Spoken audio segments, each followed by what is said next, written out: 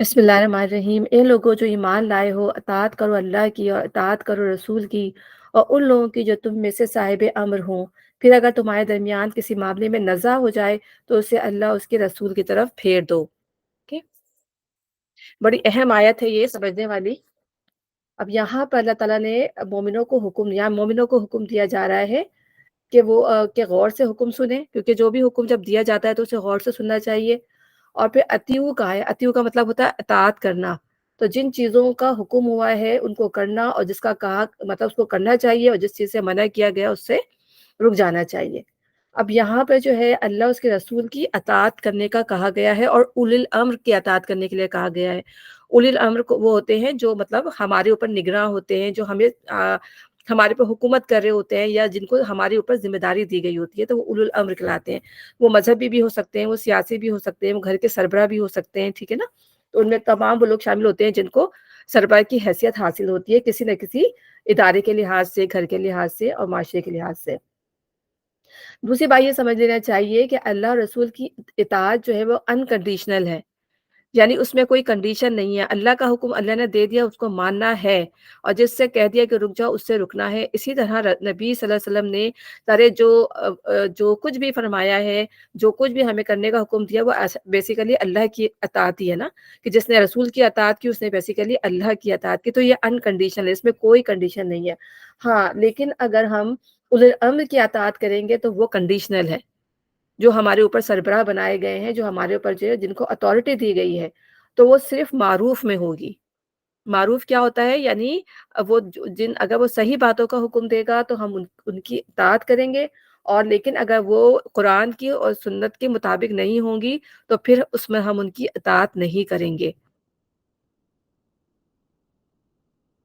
تو معروف میں اطاعت ہے۔ اسی لیے اب ہم یہاں دیکھتے ہیں کہ یہ آیت جو ہے اسلام کے پورے مذہبی، تمدنی اور سیاسی نظام کی بنیاد اور اسلامی ریاست کے دستور کی اولین دفعہ ہے۔ اس میں پہلی چیز جو ہے وہ اسلامی نظام میں اصل اطاعت کی حیثیت اللہ تعالیٰ کی ہے، یعنی بندے کو ایک مومن کی حیثیت سے، ایک مسلمان سے صرف اور صرف اللہ تعالیٰ کی اطاعت کرنی ہوگی، ٹھیک ہے نا۔ ایک مسلمان سب سے پہلے بندہ خدا ہے، باقی جو کچھ بھی ہے اس کے بعد ہے۔ مسلمان کی انفرادی زندگی اور مسلمانوں کے اجتماعی نظام دونوں کا مرکز و محور اللہ کی فرمانبرداری اور وفاداری ہے۔ دوسری اطاعتیں و وفاداریاں صرف اس صورت میں قبول کی جائیں گی کہ وہ خدا کی اطاعت اور وفاداری کی مد مقابل نہ ہو، ٹھیک ہے۔ اگر کوئی سیاستدان ہے، کوئی لیڈر ہے، یا گھر کا ایون کے سربراہ، آپ کا شوہر بھی اگر غلط کام کا حکم دے رہا ہوگا، آپ کے والدین بھی اگر غلط کام کا حکم دے رہے ہوں گے، تو اس پہ بھی ان کی اطاعت نہیں کی جائے گی۔ اور نبی صلی اللہ علیہ وسلم نے فرمایا ہے کہ خالق کی نافرمانی میں کسی مخلوق کی اطاعت نہیں ہے، یعنی کوئی غلط بات کتنا ہی قریبی رشتہ دار کیوں نہ ہو، چاہے ہم اس سے کتنی محبت کیوں نہ کرتے، چاہے وہ ہماری اولاد ہی کیوں نہ ہو، چاہے وہ ہمارا بڑا ہی کیوں نہ ہو، لیکن اگر وہ اللہ کی نافرمانی میں کوئی ہمیں حکم دے رہا ہے تو اس وقت ہمیں اجازت ہے کہ ہم اس کی بات نہ مانیں۔ اور اسی طرح جو ہے مذہبی لیڈرز ہیں، اسکالرز ہیں، اور ہمارا جو ریاست کا سربراہ ہے، اگر وہ کہتا ہے کہ کوئی غلط کام وہ شروع کرتا ہے اور لوگوں کو کہتا ہے کہ حکم دیتا ہے کہ کرو، تو پھر اس میں اطاعت جائز نہیں ہے۔ اب ہم یہ دیکھتے ہیں کہ یہاں پر اللہ تعالیٰ جو ہے مسلمانوں کی تربیت فرما رہے ہیں، ٹھیک ہے نا۔ جگہ جگہ ہم نے دیکھا کہ معاشرے کی تزکیہ کیا گیا، انسان کا اپنا تزکیہ کیا گیا، ہر لحاظ سے۔ اب یہاں پر جو ہے، ایک منٹ یہاں پر اب یہاں پر اللہ تعالیٰ یہاں پہ جو بات بتائی جا رہی ہے،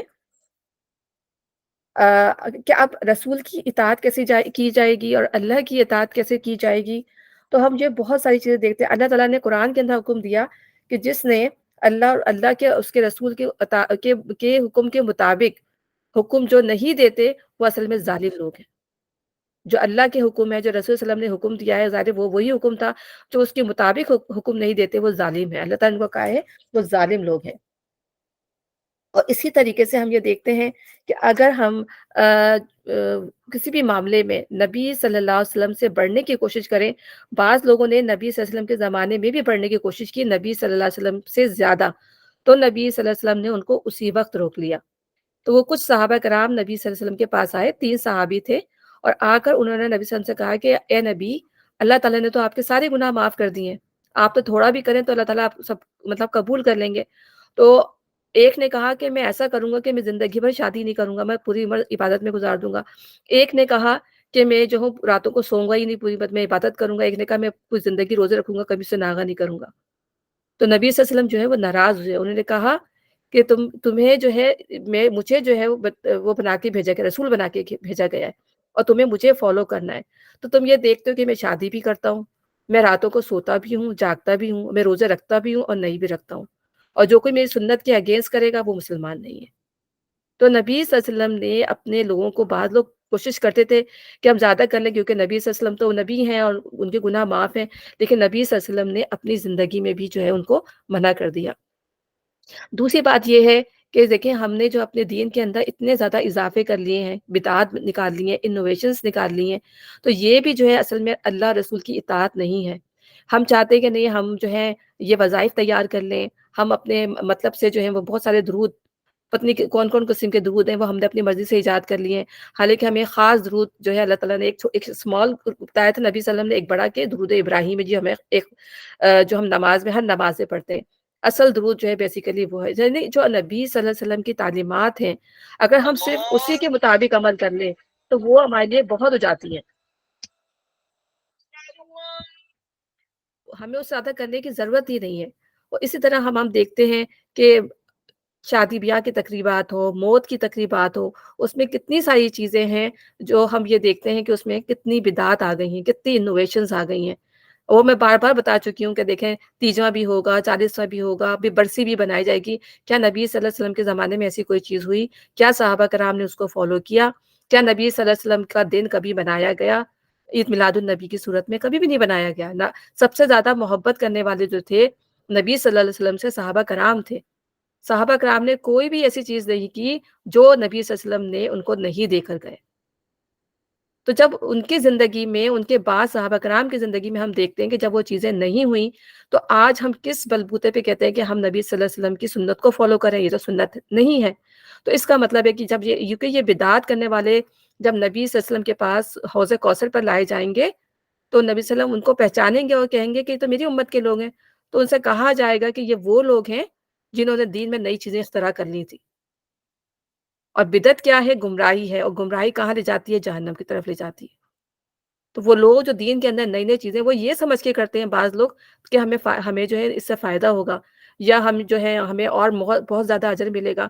तो जो नई सिर्फ़ चीज़ें अगर ये है कि इंसान नवाफ़िल पढ़ ले, नई चीज़ें इख्तिरा करने की ज़रूरत ही क्या है? अगर अल्लाह से ज़्यादा दर्जे लेने ही हैं, तो अल्लाह ताला ने फ़राइज़ के बाद जो है वो नवाफ़िल रखे। तो नवाफ़िल में चैरिटी भी आ जाती है, नवाफ़िल में नमाज़ें भी आ जाती हैं, रोज़े भी आ जाते हैं, उम्रे भी आ जाते हैं, हर चीज़ आ जाती है। तो अगर किसी ने ज़्यादा दर्जे अपने बढ़ाने हैं, तो इन चीज़ों के ज़रिए बढ़ाए। तो ये हमने मुख्तलिफ़ किस्म के वज़ीफ़े और अपनी मर्ज़ी से जो चीज़ें निकाल ली है, फिर हम समझते हैं कि ये चीज़ बस हमारे लिए काफ़ी हो गई, अब हमें कुछ और करने की ज़रूरत ही नहीं है। ठीक है ना? तो ये चीज़ है। तो बिदअत से सबसे ज़्यादा जो है मैं बार-बार फ़ोकस करती हूँ कि बिदअत से हमें अपने आप को नई-नई चीज़ों से दीन के अंदर जो निकलती चली जा रही हैं और उससे हमें बचाना है। दूसरी बात ये है कि हदीसों को बहुत ज़्यादा समझ के हमें उन हदीसों को लेना चाहिए क्योंकि आज ऐसी बहुत सारी हदीसें हैं जो क्या कहते हैं वो जो घड़ी हुई हैं या जो ज़ईफ़ हैं, उनसे भी हमें अपनी आँखें खुली रखनी चाहिए कि वो जो है दीन का हिस्सा बन गई हैं। और जैसे मैंने अभी शब बारात का भी जैसे पहले बहुत मैं अक्सर बताती रही हूँ कि सूरह दुखान की आयत ले आते हैं उसके ऊपर। हालाँकि वो सूरह दुखान की जो आयत है वो उसके लिए नाज़िल की गई है। शब कदर के लिए नाज़िल की गई है। देखें देखिए हमारे स्कॉलर्स जो कुछ स्कॉलर्स हैं, उन्होंने उसको कोट कर जो है वो शब बारात की आयत बना दिया। तो कितनी गलत जो है कुछ स्कॉलर जो हैं कितनी गलत जो है वो रहनुमाई करते हैं कि अल्लाह का जो बेसिकली जो हुक्म है वो शब कदर के बारे में नॉट शब और फिर वो क्या करते हैं उन्हें पता है कि लोग तो समझना नहीं चाहते, लोग चलना नहीं चाहते, लोग तो उसको समझ के उतनी मतलब बड़ी बात है। देखें कुरान की आयत को लिखी होती है बाकायदा चीज़ों जो जब उसके बाद शब बरात का के नो जब वो आता है वो वक़्त तो उसकी में लिखी हुई आ रही होती है, अखबारों में लिखी हुई आ रही होती है। और उसके बारे में जो है फिर वो हदीस भी वही ले आई जाती हैं जो ज़ईफ़ होती हैं।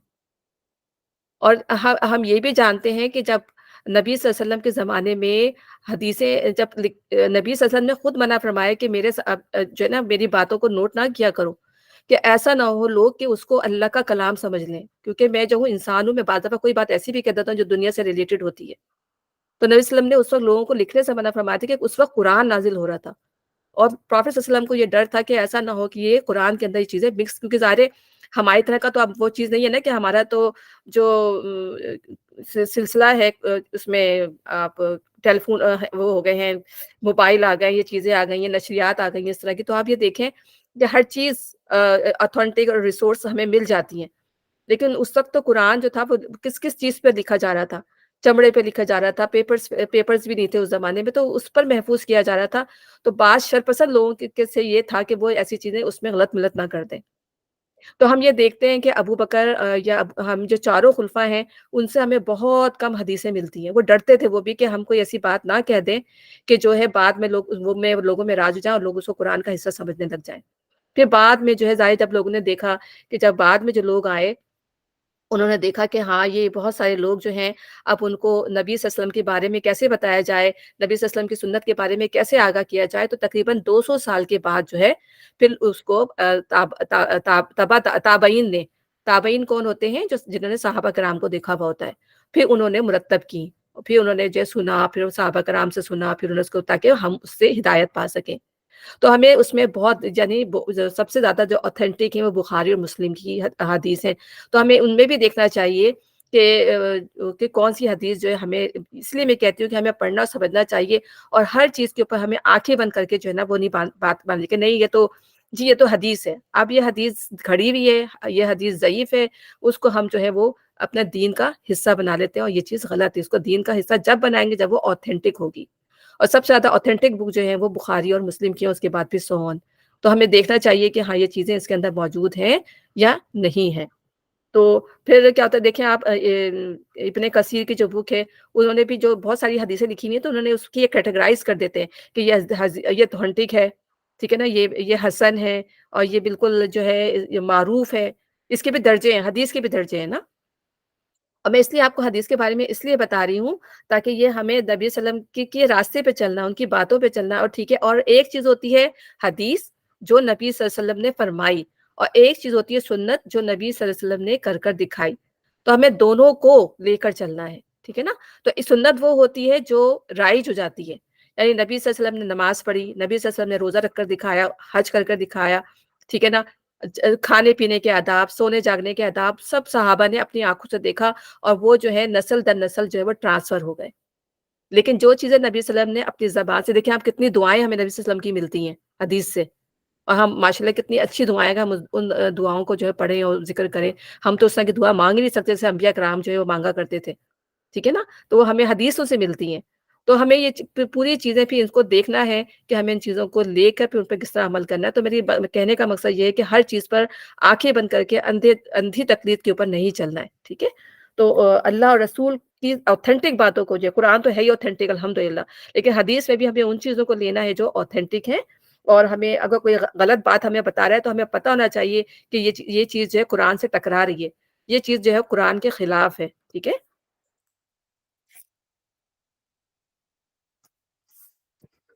अच्छा, और उन लोगों की जो तुम में से साहिब अम्र हो, फिर अगर तुम्हारे दरमियान किसी मामले में नज़ा हो जाए तो उसे अल्लाह उसके रसूल की तरफ फेर दो।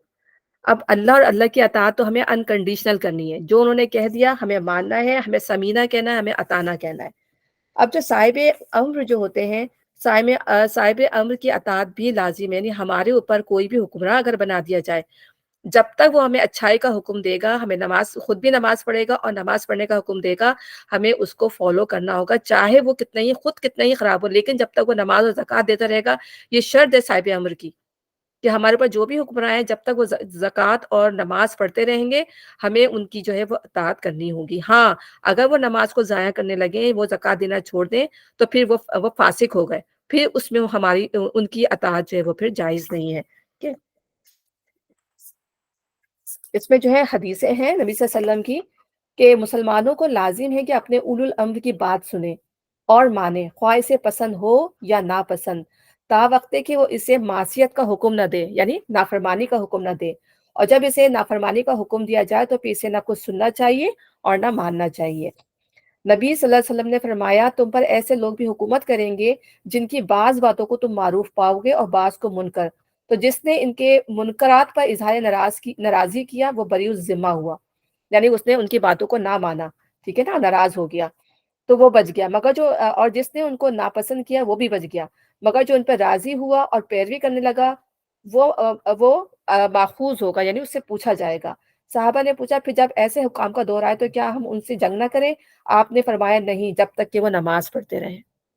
यानी बगावत करने का, यानी इंतशार नहीं फैलना चाहिए, जब तक कि वो नमाज़ पढ़ रहे हैं, क्योंकि नमाज़ जो है वो एक आखिरी वो है, ठीक है ना? और अगर वो नमाज़ को ज़ाया करने लगे, नमाज़ ना पढ़े, उसके बाद जो है फिर हमारा वो होता है कि हम उनसे बगावत कर सकते हैं। नबी सल्लल्लाहु अलैहि वसल्लम ने फरमाया, तुम्हारे बदतरीन सरदार वो हैं जो तुम्हारे लिए मबगूज़ हों और तुम उनके लिए मबगूज़ हो। तुम उन पर लानत करो और तुम पर लानत करें। आज हम देख रहे हैं ना कि हमारे मुल्कों के क्या हाल है। हमें पाकिस्तान का हम इसलिए बार-बार वो करते हैं कि हम पाकिस्तान में रहते हैं, ठीक है ना? आप जो जो दूसरे मुल्कों में रहते हैं, वो अपने मुल्कों का हाल देखें। तो हमारे ऊपर जो हुक्मरान है वो क्या है कि वो लोगों को बुरा-भला कहते हैं, लोग जो हैं उन पर लानत भेज रहे होते हैं। सहाबा कराम ने अर्ज़ किया, या रसूल अल्लाह, जब ये सूरत हो तो क्या हम उनके मुकाबले पर ना उठें? फरमाया, नहीं, जब तक कि वो तुम्हारे दरमियान नमाज़ कायम करते रहें, लेकिन नहीं, जब तक कि वो तुम्हारे दरमियान नमाज़ कायम करते रहें। यानी आप उनकी बात मानेंगे, उनके साथ बगावत नहीं करेंगे, क्योंकि इससे केओस फैलता है, इंतशार फैलता है। और मुसलमानों के दरमियान या हुकूमत और रयाया के दरमियान जिस मसले में नज़ा वाक़या होगी, नज़ा क्या होती है? कि इख्तिलाफ वाक़या हो जाए, कि आप जैसे बाज़ मामला, जैसे चाँद के ऊपर भी हम आजकल देख रहे हैं कितना मसला हो रहा है चाँद के ऊपर भी, ठीक है ना? और एक उम्मत एक पेज पे आ ही नहीं रही है। तो इस तरह के जो ऐसे मामलात हों जो पूरी मुस्लिम उम्मत के लिहाज़ से हों, तो उस पर फिर भी ऐसा कोई फ़ैसला कर लेना चाहिए कि पूरी मुस्लिम उम्मत जो है वो एक पेज के ऊपर आ जाए। तो उसमें क्या है, वाक़ा हो, इसमें फ़ैसले के लिए कुरान और सुन्नत की तरफ रुजू किया जाएगा और जो फ़ैसला वहाँ से हासिल होगा उसके सामने सब सर तस्लीम ख़म कर देंगे। इस तरह तमाम मसाइल ज़िंदगी में किताब, अल्लाह, सुन्नत, रसूल सल्लल्लाहु अलैहि वसल्लम को मसनद और मुरज्जा और उर्फ़ आख़िर तस्लीम करना इस्लामी निज़ाम की वो लाज़मी ख़ुसूसियत है जो इसे काफ़ियाना निज़ामी ज़िंदगी से मुमय्यज़ करती है। जिस निज़ाम में ये चीज़ ना पाई जाए वो बिल-यक़ीन एक गैर इस्लामी निज़ाम है। तो यही फ़र्क है इस्लामी निज़ाम में और यही फ़र्क है गैर इस्लामी निज़ाम के अंदर। तो हम देखते हैं कि चलो कनाडा का मामला तो डिफरेंट है, पाकिस्तान के अंदर भी जो है 3 दिन, एक एक मुल्क है लेकिन उसके अंदर भी जो है 3 दिन तक लोग जो है अपने रोज़े रखते हैं मुख्तलिफ दिनों में और इसी तरह मुख्तलिफ दिनों में जो है वो ईद मनाई जा रही होती है। मैं एक सिर्फ़ ये एक मिसाल है, बाकी बहुत सारे मामलात ऐसे होंगे जिसके अंदर जो है अब हम ये देखते हैं कि अल्लाह के दीन को मज़ाकी बनाना है ना, कि विरासत कुरान का हुक्म है। अल्लाह ताला ने विरासत अल्लाह ताला ने बता दिया कि जो उसको नहीं मानेंगे विरासत के इसको, वो उनका जो ठिकाना जहन्नम है, अल्लाह ताला खुद कह रहा है, क्योंकि ये अल्लाह ताला ने फ़र्ज़ कर दिए हैं। इल्मुल मिराइस इल्मुल फ़राइज़ है। तो अगर हम इसको नहीं मानते, अगर हम इसको उस पर अमल नहीं करते, और अक्सरियत ऐसी है जो उस पे अमल नहीं करती। बहुत कम है जो अल्लाह से डर कर जो है बिल्कुल उसी हिसाब से वो लोग कर रहे होते हैं। तो ये देखिए किस तरह उसका मज़ाक उड़ाना है अल्लाह ताला के कवानीन का। अल्लाह ताला खुद कहते हैं कि मेरी बातों का ये लोग मज़ाक उड़ाते हैं, मेरी आयतों का ये लोग मज़ाक उड़ाते हैं। और दूसरी बात ये कि मेरा एक तो मिराज का था और दूसरा तलाक का मामला। तो अल्लाह ताला ने क्या, हमने पूरा पीछे पढ़ के गए कि तलाक का मामला अल्लाह ताला ने क्या फ़रमाया था कि तलाक का मामला किस तरह है कि एक तलाक को इद्दत के लिए देना है और एक-एक तलाक देनी है और इद्दत के लिए। उसमें औरत अगर और मर्द अगर उसमें इस्लाह कर ले तो इनके लिए बेहतर है। लेकिन क्या करते हैं, उसको भी हमने अल्लाह ताला की उन आयत को भी मज़ाक बना लिया। तो ये है, अल्लाह ताला ये कह रहे हैं कि अल्लाह के हुक्म की और रसूल के हुक्म की जो है वो इताअत ना करना। मतलब कहते भी हैं, हम मुँह से बोलते हैं कि हम समीना अताना कहते हैं, लेकिन हम उसको फ़ॉलो भी नहीं कर रहे होते। ये है अल्लाह ताला की साफ-साफ, अल्लाह ताला के जो अहकाम है उनकी खुली-खुली जो है वो खिलाफवर्ज़ी करना।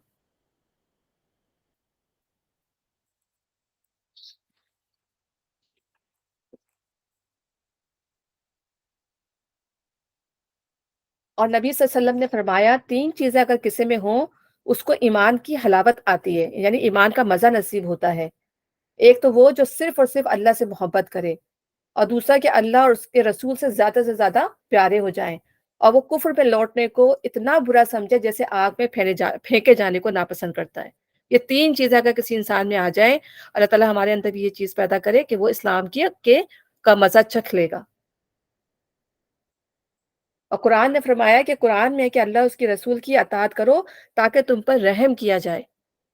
तो कुरान में बेसिकली ये तमाम कुरान जो है हमारे लिए एक शरीयत है, हमारे लिए जो हुक्मनामा है। तो हम अगर इसको फ़ॉलो करेंगे तो हम अल्लाह ताला की अताअत करेंगे बेसिकली, और अल्लाह ताला का रहम हम पर होगा। اور رحم کا مطلب کیا ہے؟ اللہ کی رحمت ملے گی، اور رحمت کیا ہے؟ اللہ تعالیٰ کی جنت ہے۔ اگر ہم اللہ تعالیٰ کی جنت حاصل کرنا چاہتے ہیں تو ہمیں ہر اللہ تعالیٰ کے حکم پر جو ہے وہ سمعنا و اطعنا، ایسا نہ ہو کہ ہم اللہ تعالیٰ کے چیزوں کی خلاف ورزی بھی کر رہے ہوں اور ہم کہہ رہے ہیں کہ ہمیں جنت بھی چاہیے۔ فضول خرچی کا بھی میں جب پڑھ رہی تھی کہ فضول خرچی، اللہ نے کہا ہے کہ فضول خرچ لوگ جو شیطان کے بھائی ہیں۔ لیکن آج ہم دیکھتے ہیں کہ ہم کتنی زیادہ جو ہے فضول، میں خود بھی اس میں اپنے آپ کو شامل کرتی ہوں کہ جو ہے فضول خرچی ہم جب کوئی ایسے معاملات آتے ہیں ہم فضول خرچی کر بیٹھتے ہیں، جہاں ہم اپنی ذات کے اوپر ہمیں جہاں پہ مطلب خرچ کرنا ہے وہاں نہیں خرچ کرتے جس طرح، لیکن جہاں اپنی ذات آتی ہے ہم دل کھول کر خرچ کر لیتے ہیں۔ شادی بیاہ کے معاملے ہوں، ٹھیک ہے نا، اور کوئی تقریبات کے معاملے ہوں تو دل کھول کر ہمارا جو ہے ہم ضائع کرتے ہیں پیسہ اپنا، جو اتنا انسان جو اتنے مشکل سے کماتا ہے۔ تو پیسہ جو ہے اللہ تعالیٰ دیتا ہے، کتنی محنت سے دیتا ہے، اس کی حفاظت کرنی چاہیے۔ یہ نہیں کہ کنجوسی، لیکن یہ کنجوسی کو بھی اللہ تعالیٰ نے ناپسند کیا، لیکن ان دونوں چیزوں کے درمیان عدل کے ضرورت ہے ضرور بنائے، پہننا ہے ضرور پہنے، اچھا پہننا ہے ضرور پہنے۔ لیکن کیا ہوتا ہے کہ کبھی تو بلکہ میں اپنا کہتی ہوں کپڑے اتنے ڈھیر پڑے ہوئے تب بھی ایک انسان کے اندر جو نا ہوس آ رہی ہوتی ہے کہ نہیں ہم اور بنا لیں۔ اب یہ تو آن لائن سلسلے شروع ہو گئے ہیں تو اس کو دیکھنا شروع کر دیے کہ اپنے 2 2 3 3 گھنٹے جو ہم اس میں برباد کر دیتے ہیں دیکھنے کے اندر کہ بھائی کیا کیا نئے نئے فیشن آ رہے ہیں اس کو دیکھ لیں۔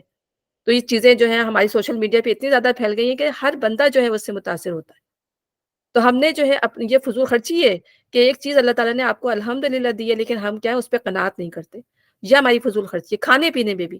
بعض دفعہ ہم گروسری کرنے جاتے ہیں، ہم اتنا اتنا کچھ اٹھا لیتے ہیں اور کتنی کتنی چیزیں جو گھر کے اندر ضائع ہو کے بھی جاتی ہیں کہ شاید بچہ یہ کھا لے، چاہے ہمارا بچہ یہ کھا لے، اور پھر وہ کیا ہوتی ہے سڑ کے اور پھینک کے چلی جاتی ہے، پھل جو ہے پھینک کے چلے جاتے ہیں۔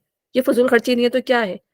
تو یہ اللہ تعالیٰ نے کہا ہے کہ فضول خرچی سے بچو۔ ہاں جتنی ضرورت ہے بہت کا ختم ہو گیا پھر بندہ لے آئے، لیکن ہم کیا ہے ہم سب اس میں شامل ہیں کہ ہم کیا کرتے ہیں نہیں نہیں کہ چلو لے لیتے ہیں، چلو لے لیتے ہیں، اور پھر ہم اپنے گھروں کو بھر لیتے ہیں ان چیزوں سے۔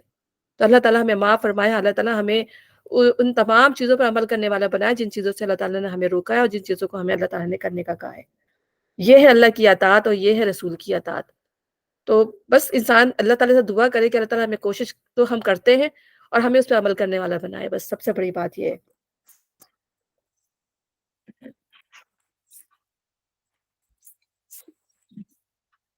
پھر اگر تمہارے درمیان کسی معاملے میں نزاع ہو جائے تو اسے اللہ اور رسول کی طرف پھیر دو۔ اگر تم واقعی اللہ روز آخر پر ایمان رکھتے ہو، یہی ایک صحیح طریقہ کار ہے اور انجام کے اعتبار سے بھی بہتر ہے۔ ٹھیک ہے نا؟ کہ اللہ رسول کی اطاعت کرنا، اور کسی معاملے میں اگر کوئی ہمیں مسئلے ہو جاتے ہیں تو پھر اجتہاد کیا جاتا ہے، اور پھر اجتہاد سے، اور وہ اجتہاد اللہ اور رسول کے فرمان کے مطابق ہی کیا جاتا ہے کہ کیا پاسبل چیز ہو سکتی ہے جو اس قانون کے اندر نکلے کہ جو ہمیں شریعت میں پتہ نہیں چل رہی۔ دیکھیں اب دنیا ایڈوانس ہو گئی، ترقی کر گئی ہے، بعض چیزیں ایسی ہیں جو ہمیں حدیث میں یا قرآن میں نہیں نظر آ رہی ہوتی، تو لوگ اس پہ اجتہاد کرتے ہیں۔ تو پوری کی پوری کوشش ہونی چاہیے کہ وہ کہیں نہ کہیں قرآن اور حدیث سے ہمیں اس کا کہیں نہ کہیں لنک مل جائے، تو یہ انجام کے اعتبار سے بھی بہتر ہے۔ اے نبی صلی اللہ علیہ وسلم، تم نے دیکھا نہیں ان لوگوں کو جو دعویٰ تو کرتے ہیں کہ ہم ایمان لائے ہیں اس کتاب پر جو تمہاری طرف نازل کی گئی ہے اور ان کتابوں پر جو تم سے پہلے نازل کی گئی تھی، مگر چاہتے یہ ہیں کہ اپنے معاملات کا فیصلہ کرانے کے لیے طاغوت کی طرح رجوع کریں، حالانکہ انہیں طاغوت سے کفر کرنے کا حکم دیا گیا تھا۔ طاغوت میں نے بتایا کون ہے؟ طاغوت ابھی ہم کل ہی پڑھ کے گئے ہیں کہ طاغوت ہر وہ سرکش چیز جو اللہ کے مقابلے پر کھڑی ہو جائے، یعنی جو کفر کرنے والے ہیں، شرک کرنے والے ہیں، سب سے بڑا طاغوت تو شیطان ہے، یا وہ لیڈر جو جو شیطانی باتوں کی طرف رغبت دیتے ہیں، جو غلط کاموں کی طرف بلاتے ہیں، وہ تمام چیزیں طاغوت ہیں۔ ہمارا نفس جو ہے سم ٹائم جو ہے وہ ہمارے لیے طاغوت بن جاتا ہے جب ہم اس کو غلط باتوں پہ اس کو فالو کرنے لگتے ہیں۔ تو یہ تمام چیزیں طاغوت ہیں۔ اب یہاں پر جن کی بات کی جا رہی ہے وہ منافق ہیں، جو زبان سے تو اقرار کرتے تھے کہ وہ جو ہے اللہ پر ایمان لائے ہیں، رسول پر ایمان لائے ہیں، لیکن جب معاملہ آتا تھا، بیسیکلی عملی پریکٹس کا معاملہ آتا تھا، تو اس میں وہ صفر تھے۔ اس میں جو ہے وہ ابھی ہمیں پڑھا نا اللہ اور رسول کی اطاعت کرو، اس میں وہ زیرو تھے، وہ اطاعت کرنا چاہتے ہی نہیں تھے، بلکہ وہ کہتے تھے سمینا و عصینا، ہم نے سنا ہم نے نافرمانی کی، یہودیوں کی طرح۔ اور ان کا جو نفاق تھا وہ کھلا کھلا ظاہر تھا، اور بعض دفعہ تو یعنی عبداللہ بن ابی جو ہے وہ منافقین کا سردار تھا، وہ تو اتنی کھلی نبی صلی اللہ علیہ وسلم کی جو ہے وہ انسلٹ کرتا تھا کہ ایک دفعہ حضرت ابو بکر نے کہا کہ آپ کہیں تو میں اس کا کی جو ہے گردن مار دوں۔ تو نبی صلی اللہ علیہ وسلم اتنے نرم دل اور اتنے زیادہ رحمت العالمین تھے، انہوں نے کہا نہیں نہیں، یہ کیا کرنے چاہ رہے ہو عمر، بلکہ یہ کہ ایسا یہ لوگ کہیں گے کہ محمد جو اپنے آدمیوں کو قتل کرا رہا ہے۔ اتنی زیادہ مطلب ان کی غستاخی، اس عبداللہ بن ابی اور منافقین کی غستاخی کے باوجود۔ تو اللہ تعالیٰ پھر بھی ان کو مطلب اللہ تعالیٰ کہہ رہا ہے کہ ان کو سمجھاؤ، ان سے اچھی بات کرو، اور اللہ تعالیٰ ان کی جو حرکتیں قرآن میں کھول بھی رہا ہے کہ یہ کیا-کیا نہیں کرتے۔ یہاں پہ یہی بات کی جا رہی ہے۔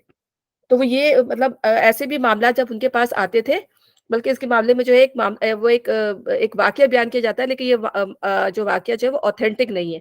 لیکن صرف ایک ہم اپنی ایک لیسن کے لیے یہ بات ہم اس کو کرتے ہیں، یہ صرف لیسن لینے کے لیے بات میں بتا رہی ہوں کہ جو ہے جب وہ نا ایک منافق اور ایک یہودی کے درمیان جو ہے کسی بات پہ وہ ہو گیا، اختلاف ہو گیا۔ تو پھر انہوں نے کہا کہ ہم نبی کے پاس چلتے ہیں، اس نے کہا نہیں وہ منافق نے کہا یہودی کے پاس، اس کے پاس چلتے ہیں، کعب بن اشرف کے پاس جو یہودیوں کا سردار تھا۔ تو اس نے کہا نہیں نہیں مجھے تو نبی کے پاس جانا ہے، تو وہ نبی صلی اللہ علیہ وسلم کے پاس گئے، نبی صلی اللہ علیہ وسلم نے اس کا فیصلہ جو یہودی کے حق میں کر دیا۔ پھر انہوں نے کہا وہ باز نہیں آیا، وہ منافق کہیں گے ابو بکر کے پاس چلتے ہیں، ابو بکر نے بھی یہودی کی سن کے جو یہودی کے حق میں فیصلہ دے دیا، پھر وہ حضرت عمر کے پاس آئے، تو انہوں نے کہا کہ جب تمہیں اللہ کے نبی نے فیصلہ دے دیا تھا تو بس اب یہ تلوار ہی تمہارا فیصلہ کرے گی۔ حالانکہ یہ اوتھینٹک نہیں ہے، لیکن میں صرف اس لیے بتا رہی ہوں یہ کہ دیکھیں کہ مطلب اگر جب وہ اللہ کا کہنا مان ہی رہا تھا، پھر وہ دوسری چیز جو تھی کہ وہ جب وہ اس کا مطلب ہے برملا اس کا انکار کر رہا تھا، پھر کیا چیز تلوار ہی اس کا وہ کر دے، فیصلہ کر دے پھر جب وہ اس فیصلے کو مان ہی نہیں رہا تھا۔ مطلب بیسیکلی لیسن ہمیں یہ لینا ہے اس سے۔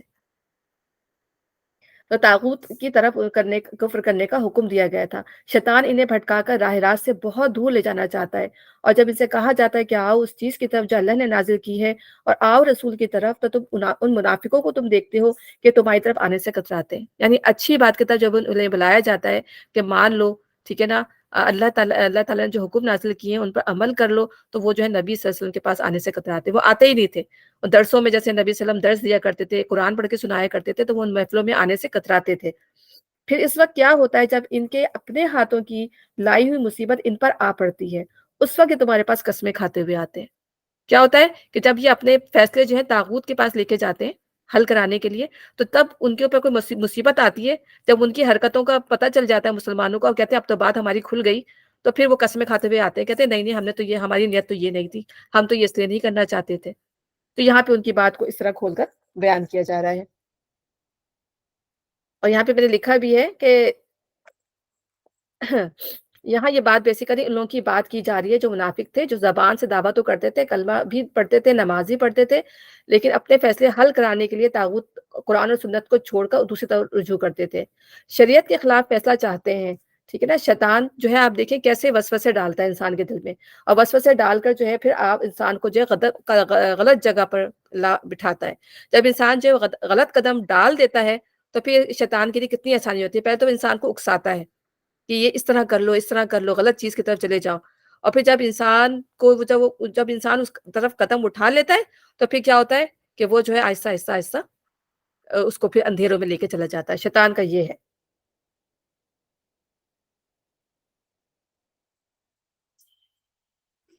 پھر اس وقت کیا ہوتا ہے جب ان کے اپنے ہاتھوں کی لائی مصیبت ان پر آ پڑتی ہے، اس وقت تمہارے پاس قسمیں کھاتے ہوئے آتے ہیں اور کہتے ہیں خدا کی قسم ہم تو صرف بھلائی چاہتے تھے، اور ہماری نیت تو یہ تھی کہ فرقین میں کسی طرح موافقت ہو جائے۔ وہ کہتے تھے جیسے یہودیوں میں اور کفار میں اور محمد صلی اللہ علیہ وسلم میں جو ہے وہ موافقت ہو جائے، تو ہم تو جو ہے اصلاح کرنے والے ہیں۔ ہم نے پہلے پیچھے پڑھا نا کہ ہم تو اصلاح کرنے والے ہیں، حالانکہ وہ پھوٹ ڈالنے کی کوشش کرتے تھے۔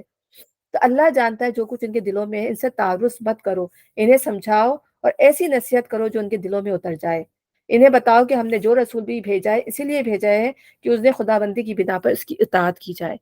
اب یہاں پہ بھی دیکھیں اللہ تعالیٰ ان کی اتنی بڑی بڑی حرکتوں کے باوجود ان کی بڑی، پھر بھی اللہ تعالیٰ جو ہے درگزر فرمانے کا حکم دے رہے ہیں نبی صلی اللہ علیہ وسلم کو کہ ان سے اوور لک کر دو، ان کو چھوڑ دو ان کے حال پر، کیونکہ اللہ تعالیٰ تو دیکھ رہا ہے نا، ٹھیک ہے، ہاں لیکن یہ کہ ان کو اچھی نصیحت کرو، ایسی نصیحت کرو جو ان کے دل میں اتر جائے، ان کو سمجھاتے رہو۔ یہاں سے یہ بھی بات نکلتی ہے کہ اگر آپ کے پاس آئیں آپ پریشان نہ ہو، اگر کوئی بھی آپ کے ساتھ جھوٹ بولے، دھوکہ دے اور آپ کو پتہ بھی چل جائے کوئی چیٹ کر رہا ہے آپ کو، تو بجائے یہ کہ آپ جو ہے اریٹیٹ ہوں، بدتمیزی کریں، ٹھیک ہے، زبان چلائیں، بلکہ کیا کریں اس معاملے کو جو اللہ پہ چھوڑ دینا چاہیے، ٹھیک ہے، اور اسی طرح یہاں پہ تو اس کو اگنور کر دیں، جتنا زیادہ کریدیں گے اتنی زیادہ باتیں جو ہیں وہ بگڑیں گی۔ اب اس سے نہ صرف یہ کہ یہ تو منافقین کی بات کی جا رہی تھی، بلکہ ہم یہ دیکھتے ہیں کہ ہمارے گھروں کے اندر بھی جو ہے یہ معاملات ہوتے ہیں نا، بعض دفعہ کیا ہوتا ہے کہ بچے بعض گھروں میں بچے جھوٹ بولنے کی عادت ہوتی ہے، گھروں سے کوئی چیز چرا لی، ٹھیک ہے، اور لے کے چھپا کے چلے گئے، اب ماں باپ کو پتہ چل گیا، اب کیا ہوا وہ اس کو مار رہے ہیں، ڈانٹ رہے ہیں، ٹھیک ہے، تو اس سے کیا ہوگا چیزیں اور بگڑیں گی، تو اس میں یہ ہے کہ بچوں کو اوپر سختی نہ کریں بلکہ ان کو سمجھائیں، ان کو علیحدہ میں بلائیں، ان کو نصیحت کریں اور ایسی نصیحت کریں پیار و محبت والی جو ان کے دل میں اتر جائے۔ اور دیکھیے مارنے سے یا زبردستی کرنے سے کوئی بھی چیز یا تو بچہ جیسے نماز نہیں پڑھ رہا، بچہ جھوٹ بول رہا ہے، یا بچہ کوئی بھی غلط کام کر رہا ہے اور خبر مل رہی ہے تو پھر یہ کہ اب اس کو اگنور کریں، اس کو سامنے کھڑے ہو کے یہ ساری باتیں نہ کرنا شروع کر دیں۔ تو یہ طریقہ بھی سکھایا گیا ہے کہ بچوں کے ساتھ کس طرح معاملہ کرنا ہے۔ اسی طرح اداروں کے اندر بھی یہ چیز ہوگی کہ اداروں کے اندر بھی کوئی اس طرح کی چیز ملتی ہے تو پہلے جو ہے الگ سے بلا کر جو ہے اس کے اوپر تنبیہ کی جائے گی، اس کو سمجھایا جائے گا۔ ہاں، وہ اگر نہیں مانتا پھر ظاہر ہے وہ اس کو پھر ڈسمس بھی کر سکتے ہیں اگر اس کے خلاف ثبوت مل جاتے ہیں۔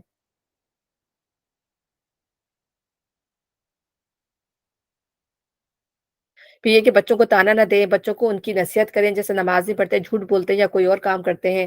اور وعظ کا مطلب کیا ہوتا ہے؟ ان کو وعظ کرنا، یعنی ترغیب و تربیت دو طرح سے ہوتی ہے، ترغیب اور تربیت۔ اس کے فائدے بھی ہوتے ہیں، ٹھیک ہے نا؟ تو ایسی بات کرنی چاہیے جو دلوں کے اندر اتر جائے، دلوں کو چھو جائے۔ اور نبی صلی اللہ علیہ وسلم نے فرمایا کہ بعض بیان جو ہے وہ جادو کا اثر رکھتے ہیں، یعنی بعض لوگوں کی باتیں اتنی پر اثر ہوتی ہیں کہ وہ فوراً اگر کہتے ہیں تو لوگوں کے دلوں میں اتر جاتی ہیں۔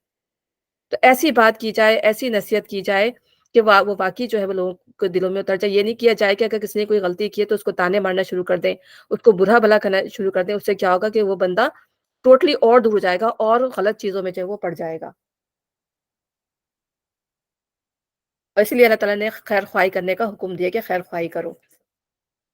اگر انہوں نے یہ طریقہ اختیار کیا ہوتا کہ جب یہ اپنے نفس پر ظلم کر بیٹھے تھے تو تمہارے پاس آ جاتے اور اللہ سے معافی مانگتے اور رسول بھی ان کے لیے معافی کی درخواست کرتا تو یقیناً اللہ کو بخشنے والا اور رحم کرنے والا پاتے۔ نہیں ہے محمد صلی اللہ علیہ وسلم، تمہارے رب کی قسم یہ کبھی مومن نہیں ہو سکتے جب تک کہ اپنے باہمی اختلافات میں یہ تم کو فیصلہ کرنے والا نہ مان لے۔ پھر جو کچھ تم فیصلہ کرو اس پہ اپنے دلوں میں کوئی تنگی محسوس نہ کرے بلکہ سر بسرے تسلیم کر لے۔ یعنی ہمارے پاس اللہ کا، اس کے رسول کا کوئی بھی طریقہ، کوئی بھی حکم آ جائے اور ہمارا نفس اس کو قبول کرنے کے لیے تیار نہیں ہو، لیکن نہیں، ہمیں کہنا ہے کہ نہیں، یہ اللہ تعالیٰ کا حکم ہے یا نبی صلی اللہ علیہ وسلم کا فرمان ہے، ہمیں یہ مان لینا ہے۔ پھر ہمیں جو ہے اس میں وہ نہیں ہے کہ اس کا مطلب ہے کہ ہم اگر ہم نہیں مان رہے یا ہمارے دل میں ابھی بھی تنگی ہے تو اس کا مطلب ہے we are not true Muslim. ٹھیک ہے نا؟ ہمارے اندر بعض چیزوں میں بہت تنگی ہوتی ہے، ٹھیک ہے نا؟ بعض چیزیں ایسی ہوتی ہیں جو ہمارے دل میں تنگی پیدا کر رہی ہوتی ہیں، گھریلو معاملات ہوتے ہیں، دین کے معاملات ہوتے ہیں، ٹھیک ہے؟ تو اس میں ہمیں اپنا دیکھنا چاہیے کہ ہم جو ہے یہ اللہ تعالیٰ نے اس میں کتنی سختی کی ہے، کتنی نرمی کی ہے، اس کو دیکھ کر جو ہے ہمیں فیصلہ کرنا چاہیے۔ اگر ہم نے انہیں حکم دیا ہوتا کہ اپنے آپ کو ہلاک کر دو یا اپنے گھروں سے نکل جاؤ تو ان میں سے کم ہی آدمی اس پر عمل کرتے۔ یعنی اب تو وہ آپ کے پاس معافی مانگنے کے لیے تو آنے کے لیے تیار نہیں ہے، تو وہ بڑے بڑے حکم کیسے کرتے ہیں؟ ہلاک کرنے کا مطلب یہ کہ جنگوں میں ان کے ساتھ جاؤ، جنگوں میں بھی پیٹ پھیر جاتے تھے، جنگوں میں بھی نبی صلی اللہ علیہ وسلم کو چھوڑ کر چلے جاتے تھے۔ تو اللہ تعالیٰ یہاں یہی بات بتا رہے ہیں کہ وہ اگر ان سے یہ تو تھوڑی سی بات نہیں مان رہے، اگر ان سے کہا جاتا ہے کہ اپنی جانیں اللہ تعالیٰ کے لیے دے دو تو پھر وہ بھی نہیں مانتے۔ تو اس میں بہت کم لوگ ہی اس پر عمل کرتے، حالانکہ جو نصیحت انہیں کی جا رہی ہے اگر اس پہ عمل کرتے تو یہ ان کے لیے زیادہ بہتر اور زیادہ ثابت قدمی کا موجب ہوتا۔ اور جب یہ ایسا کرتے تو ہمیں اپنی طرف سے بہت بڑا اجر دیتے اور انہیں سیدھا راستہ دکھا دیتے۔ یعنی اللہ کی بات کو ماننا، رسول کی بات کو ماننا بیسیکلی ہدایت کا راستہ ہے۔ اگر ہم یہ دیکھیں، ہدایت جب ہی ملے گی جب ہم اللہ اس کے رسول کے راستے پر چلیں گے، اور جو اللہ اس کے رسول کی اطاعت کرے گا۔ اور نبی صلی اللہ علیہ وسلم نے کیا فرمایا کہ تم میں سے کوئی شخص مومن نہیں ہو سکتا جب تک کہ اس کی خواہش نفس اس طریقے کی تابع نہ ہو جائے جس سے میں لے کر آیا ہوں۔ یعنی ہمارے خواہش نفس پر وہ بھاری نہ گزرے، ٹھیک ہے نا؟ بعض احکام ہمیں مشکل لگ رہے ہوتے ہیں لیکن ہم اپنے خواہش نفس کو پیچھے کر دیں۔ ہم نے کہا نا، ہمیں ہمیشہ اپنے نفس کے اگینسٹ جانا چاہیے۔ تو اگر ہم رسول کا کہنا مان لیں، اللہ کا کہنا مان لیں تو اصل میں مومن جو ہے وہ ہے۔ تو جو اللہ اس کے رسول کی اطاعت کرے گا وہ ان کے ساتھ ہوگا جن پر اللہ نے انعام فرمایا، یعنی انبیاء اور صدیقین اور شہداء اور صالحین۔ کیسے اچھے ہیں یہ رفیق جو کسی کو میسر آئیں۔ تو یہ اللہ تعالیٰ نے کتنی خوبصورت یہ آیت ہے، اگر ہم دیکھیں کہ اللہ تعالیٰ نے ان لوگوں کا ذکر کیا ہے کہ جو اللہ کی ٹرو معنوں میں جو اللہ کی اطاعت کرتے ہیں، یعنی ہم رسول کی اطاعت کرتے ہیں، نبی صلی اللہ علیہ وسلم کی سنت کی پیروی کرتے ہیں پراپر طریقے سے، چاہے وہ وضو کا معاملہ ہو، چاہے وہ نماز کا معاملہ ہو، چاہے وہ سونے کا، جاگنے کا، اذکار کا معاملہ ہو۔ ہر معاملے میں اگر وہ نبی صلی اللہ علیہ وسلم کی سنت کو فالو کر رہے ہیں تو بیسیکلی وہ اللہ کو فالو کر رہے ہیں، ٹھیک ہے؟ تو جب وہ یہ کرتے ہیں تو اللہ تعالیٰ جو ہے ان کو ان لوگوں میں شامل کرے گا جو صدیقین، صالحین، انبیاء، صدیقین، شہداء اور صالحین ہوں گے۔ 1 मिनट।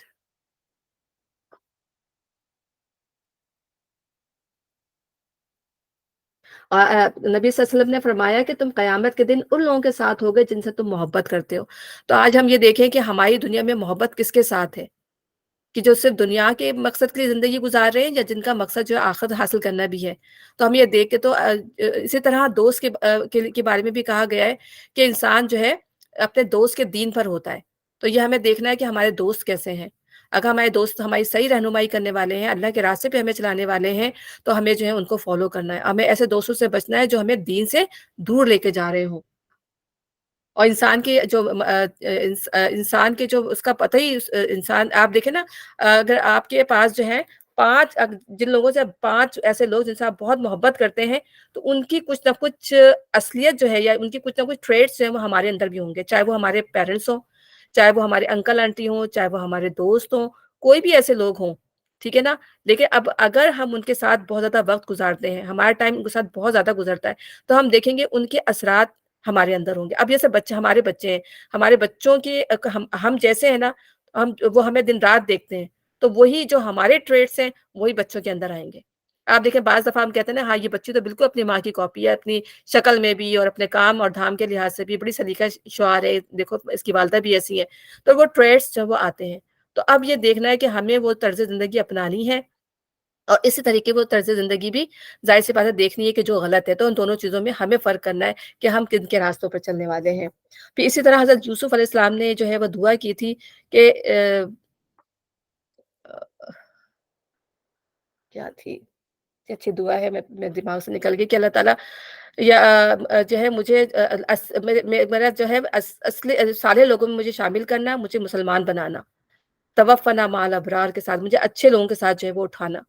तो हज़रत वो मुझे याद भी थी, मेरे ज़हन से निकल गई अभी वो दुआ, मैं आप लोग को डाल दूँगी और छोटी-सी दुआ है, ठीक है? और इसी तरह हम कहते हैं अल्लाहुम्मा इग़फ़िर लना ज़ुनूबना व कफ़्फ़िर अन्ना सय्यातिना व तवफ़्फ़ना मअल अबरार। अल्लाह ताला हमें अच्छे और नेक लोगों के साथ उठाना। और इसी तरह जब हम ये जब हम सूरह फ़ातिहा पढ़ रहे होते हैं, तो हम कहते हैं ना अनअमता अलैहिम, हमें उन लोगों का रास्ता दिखा। अनअमता अलैहिम गैरिल मग़दूबि अलैहिम वलद्दालिन, ना कि उन लोगों का जिन पे तेरा गज़ब नाज़िल हुआ। तो जब हम ये दुआ पढ़ रहे हों अनअमता अलैहिम, तो हमें अपने दिमाग में जो है ना ये लाना चाहिए कि अल्लाह किन पर तेरा इनाम हुआ? अंबिया पर, सिद्दीकीन पर, शुहदा पर और सालिहीन पर। अल्लाह ताला जो है हमें इन लोगों का रास्ता दिखा। तो हमारी नियत और जब ये सूरह फ़ातिहा पढ़ रहे हो, तो हमारे ज़हन में ये चीज़ चल रही हो कि अल्लाह ताला हमें इन लोगों का रास्ता दिखा। ये बेहतरीन लोग हैं जो जिनको जो है जिनकी सोहबत जो है वो हमें नसीब हो। हमारे अमाल इस काबिल हों कि हम उनके साथ जो है वो अल्लाह ताला हमें क़यामत के साथ उन लोगों के साथ शामिल करे। आमीन।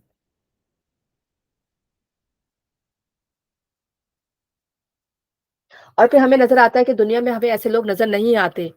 तो हमें क्या कोशिश करनी चाहिए कि अभी हमें सहाबा कराम की सीरत के बारे में पढ़ना चाहिए। नबी सल्लल्लाहु अलैहि वसल्लम की सीरत के बारे में पढ़ना चाहिए, उससे सबक लेना चाहिए कि उनकी ज़िंदगियाँ क्या थी ताकि हम अपनी ज़िंदगियों में इतना ज़्यादा चेंज ला सकें, उनके मुताबिक जो है वो अमल कर सकें। और इसी तरह अब्दुल्लाह बिन मसूद से नबी सल्लल्लाहु अलैहि वसल्लम ने फरमाया, तुम मेरे बाद जो है मेरे 2 सहाबा की पैरवी करो, अबू बकर और उमर की। और इसी तरह इब्ने अम्मार के अहद पर चलो, यानी मुख्तलिफ सहाबियों के नाम लेकर नबी सल्लल्लाहु अलैहि वसल्लम ने फरमाया कि मेरे बाद जो है तुम इन लोगों को फ़ॉलो करना, कि ये बिल्कुल जो वो लोग हैं जो मुझे फ़ॉलो करते हैं। ठीक है? और इस तरह नबी सल्लल्लाहु अलैहि वसल्लम ने फरमाया कि नेक दोस्त जो हैं वो अहलो हयाल से बेहतर हैं, क्योंकि वो आखिरत की नेक जो दोस्त होता है वो आखिरत की याद दिलाता है और घर वाले जो हैं वो दुनिया की याद दिलाते हैं।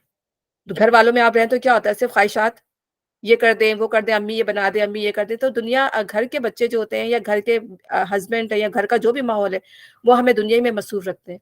लेकिन हमारे अगर दोस्त अच्छे होंगे, ठीक है ना? हाँ, लेकिन अगर घर के का भी माहौल ऐसा है कि बिल्कुल ईमान वाला है, सारे लोग एक जैसे हैं, वो तो क्या ही बात है, जन्नत का समा है वो तो फिर, ठीक है ना? लेकिन ये कि ज़्यादातर तो हम यही देखते हैं कि हम बच्चों के साथ, अपने घरवालों के साथ जो है दुनिया के कामों में ज़्यादा इन्वॉल्व होते हैं। और बाज़ दफ़ा तो हमारी पता नहीं नमाज़ें भी हैं, हमारा कुरान भी किस तरह से हम पढ़ रहे होते हैं कि हम इतने बिज़ी हो जाते हैं, ठीक है ना? तो वो हमें दुनिया की याद दिलाते हैं और हमारे जो नेक दोस्त होते हैं, तो हमें अपने वो नेक दोस्त की सोहबत इख्तियार करनी चाहिए कि हम नेक लोगों की सोहबत में बैठें।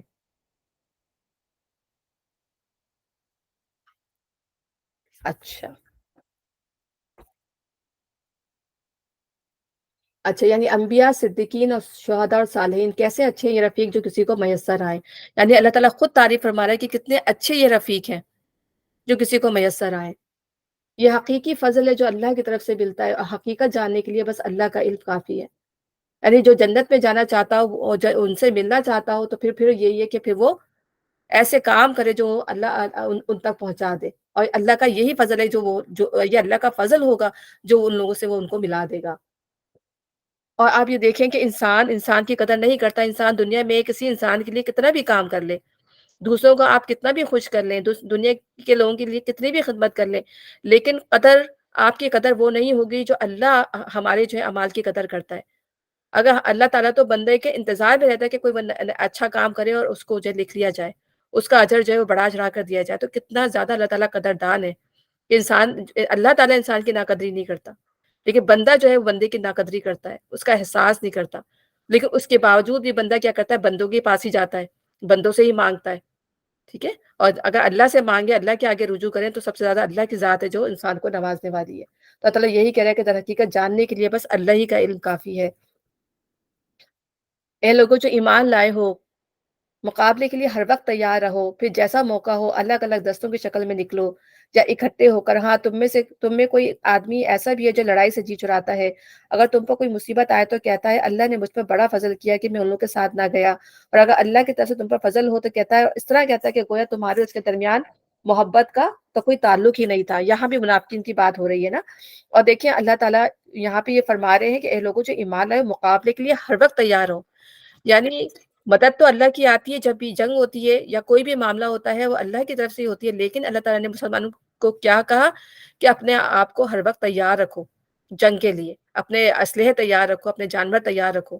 دنیا کے اسباب اختیار کرنا بھی بہت زیادہ ضروری ہے، اس کے بغیر ظاہر سی بات ہے کہ آپ صرف بیٹھ جائیں اور بیٹھ کر آپ صرف یہ بولیں کہ بس اللہ تعالیٰ ہماری مدد کر دے گا۔ ہم نے دیکھا کہ ہم نے جنگ بدر بھی دیکھی، ہم نے جنگ احد بھی دیکھی، تو جنگ بدر کے بعد جو مسلمانوں کو تھوڑا اطمینان ہو گیا تھا کہ فرشتے آئے تھے مدد کرنے کے لیے، تو جنگ احد میں بھی انہیں پورا بھروسہ تھا کہ اللہ تعالیٰ جو ہے پورا جو ہے وہ اب ہماری ہی جیت ہوگی، اتنا زیادہ، لیکن وہ جیت رہے تھے، لیکن جب وہ غلطی کرنے لگ گئے تو اس غلطی کی وجہ سے جو ہے ان کو جو ہے سزا مل گئی، ان کو جو ہے شکست مل گئی، لیکن مدد تو اللہ کی طرف سے ہی آتی ہے۔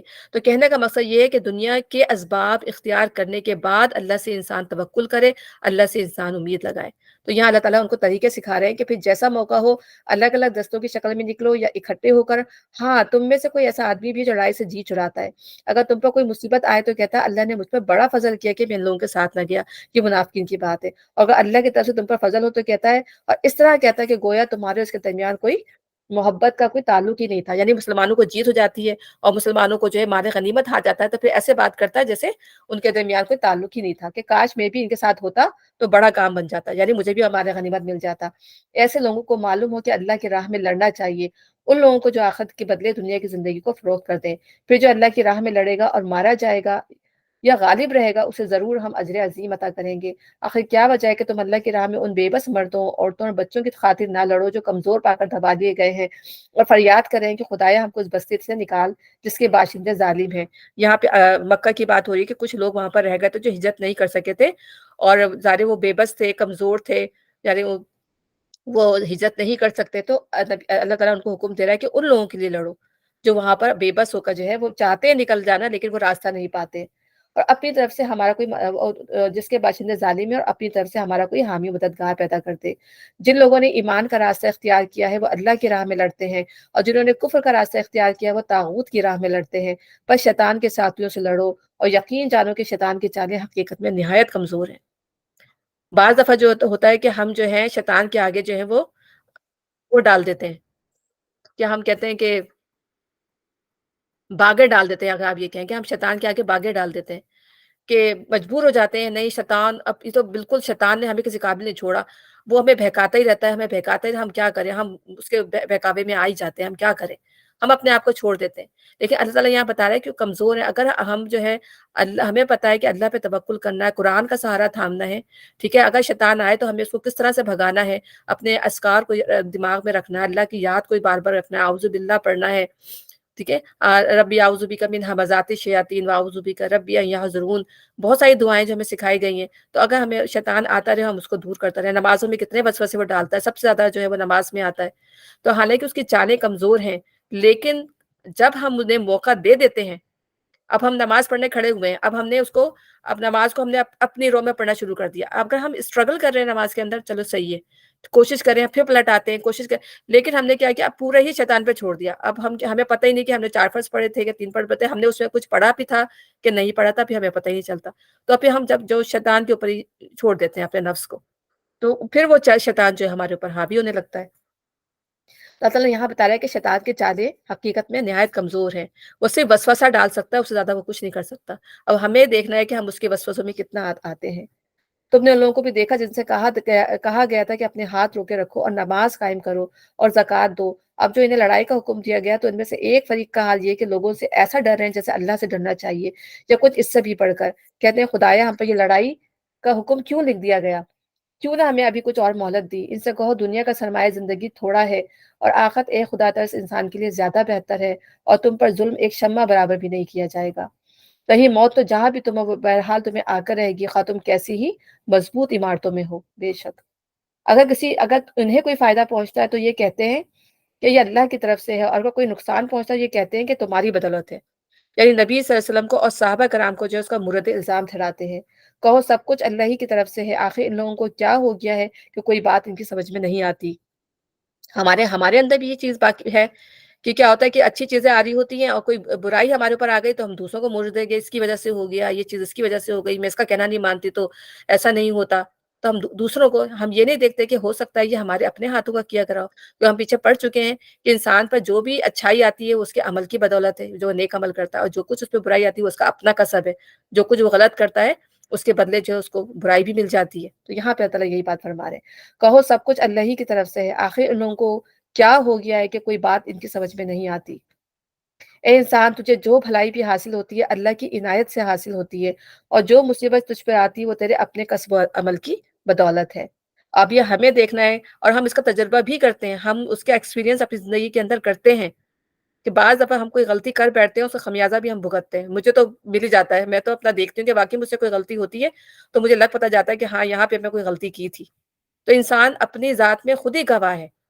اللہ تعالیٰ کہتے ہیں نا انسان اپنی ذات پہ خود گواہ ہے کہ جو کچھ وہ کر رہا ہوتا ہے اسے پتہ ہوتا ہے، اللہ کو پتہ ہوتا ہے، یہ اسے پتہ ہے کہ وہ کیا صحیح کر رہا ہے اور کیا غلط کر رہا ہے، اور اس پر جو بھی اچھائی آ رہی ہے جو برائی آ رہی ہے اس کو اس کا بھی پتہ ہوتا ہے کہ کس وجہ سے ہوا ہے۔ ٹھیک ہے، اے محمد صلی اللہ علیہ وسلم، ہم نے تم کو لوگوں کے لیے رسول بنا کر بھیجا ہے اور اس پر اللہ کی گواہی کافی ہے۔ جس نے رسول کی اطاعت کی اس نے دراصل اللہ کی اطاعت کی، اور جو منہ موڑ گیا تو بہرحال ہم نے تمہیں ان لوگوں پر پاسبان بنا کر نہیں بھیجا۔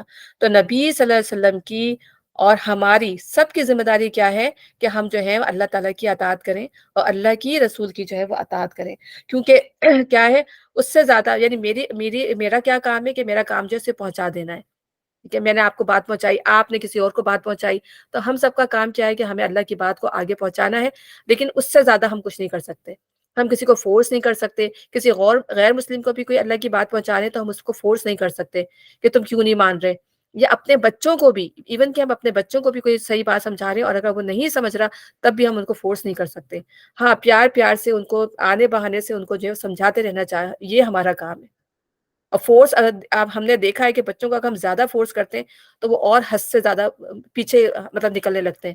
تو یہ کہ ان کو پیار سے ان کو گاہے بگائے آتے جاتے انہیں انسینٹیوز دیں، انہیں تحفے تحائف دیں، انہیں مختلف قسم کی مطلب وہ دیں تاکہ وہ جو ہے آپ کی طرف زیادہ چھوٹے بچے تو زیادہ کہنا مان لیتے ہیں، ذرا بڑے ہو جاتے ہیں عمر میں تو ذرا ان کا ماننا ذرا مشکل ہو جاتا ہے۔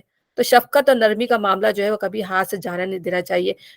شفقت اور نرمی جو ہے ایک حد تک جو ہے وہ رکھنا چاہیے بچوں کے ساتھ اس معاملے میں، چاہے وہ بڑے بھی ہو جائیں چاہے وہ چھوٹے بھی ہیں، ان کو سمجھانا چاہیے۔